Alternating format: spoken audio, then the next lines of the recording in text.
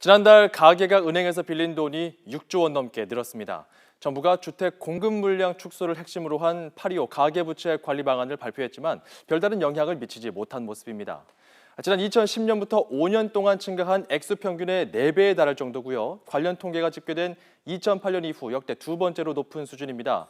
이 가계대출의 증가세를 견인하고 있는 건 주택담보대출인데요. 이 주택담보대출, 지금과 같은 아파트값 상승세가 계속된다면 저금리로 은행에서 돈을 빌려서 집을 사려는 사람이 많아질 것이기 때문에 주택담보대출이 줄어들긴 어려워 보입니다. KB국민은행 박원갑 부동산 수석위원 연결해서 이 내용 좀 짚어보도록 하겠습니다. 안녕하십니까? 네, 안녕하십니까? 예, 본격적인 가을 이사철인데요. 일단 최근 부동산 시장 동향부터 짚어보죠. 전반적으로 보면은 수도권 기준으로는 화랑세 정도로 볼 수 있을 것 같고요. 이 저금리가 계속되면서 부동산 시장으로 자금들이 계속 유입되고 있고 가을 이사철까지 겹치면서 가격도 비교적 많이 오르고 있는 상황입니다. 특히 이제 신규 공급이 줄어들지 모른다는 막연한 불안감 때문에 매수세가 좀 늘고 있는 그런 모습이라고 보면 되고요. 그리고 분양시장 같은 경우도 수요자들이 계속해서 몰리면서 청약 경쟁률이 치솟고 있다. 이렇게 정리를 해볼 수 있겠습니다. 네, 근데 최근 또 아파트값 상승세 정말 상투다, 꼭지다 이런 말이 나올 정도로 많이 올랐다는 이야기 나오는데 어떻게 진단할 수 있을까요? 상투는 지나가 봐야 안다 이런 얘기가 있거든요.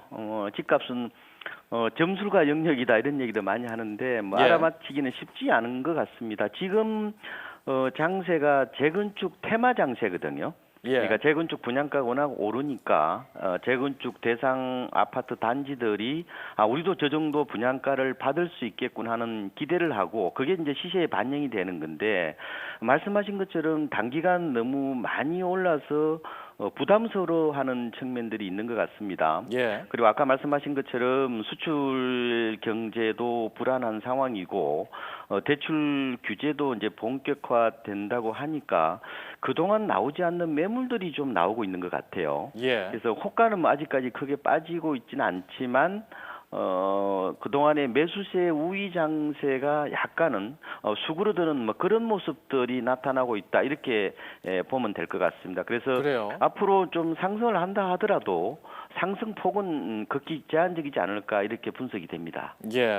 자, 그리고 이번에 이제 시중 유동자금이 부동산 시장에 몰리면서 과열되는 모습, 지난 2006년과 닮았다라는 분석이 나오고 있어요. 급락 우려도 제기되고 있습니다. 이 주장에 대해서는 근거가 있다고 보십니까?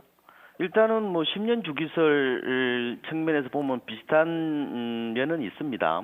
2006년하고 2016년하고 큰 틀로 보면요, 이 고분양가 후폭풍이라는 것은 같다 보면 됩니다. 말하자면 분양가가 너무 비싸서 주변 시세를 덜 쑤시는 거죠. 2006년도 당시에 버블7 얘기 아마 기억하실 텐데 그때 판교 분양할 때거든요. 너무 높은 분양가가 주변 시장을 자극했고 지금은 이제 강남 재건축 고분양가가 회오리 바람을 일으키고 있다 이렇게 볼 수가 있을 것 같고요. 물론 그때는 수도권 전역이었고 지금은 이제 강남을 중심으로 불안하다는 측면에 약간은 차이가 있습니다. 그런데 고분양가라는 측면에서 보면 같다고 볼 수 있을 것 같고요. 근데 집값을 보면요, KB국민은행 조사를 이제 보면은 2006년도에 서울 아파트 값이 24% 정도 올랐습니다. 근데 올해는 9월까지 한 2.7% 정도라서 작년이 5.5% 정도 올랐거든요.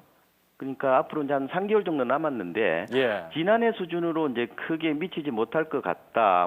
강남구도 마찬가지라고 보면 되는데 그래서 어떻게 보면은 정부가 이제 시장에서 이제 규제하라 이런 목소리가 높지만 막상 이제 규제를 하지 못하는 이유도 크게 오르지 않는 어떤 그런 통계적으로 보면요.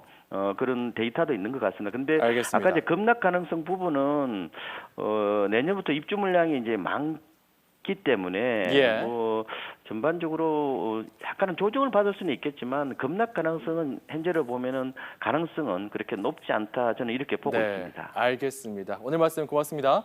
네, 고맙습니다.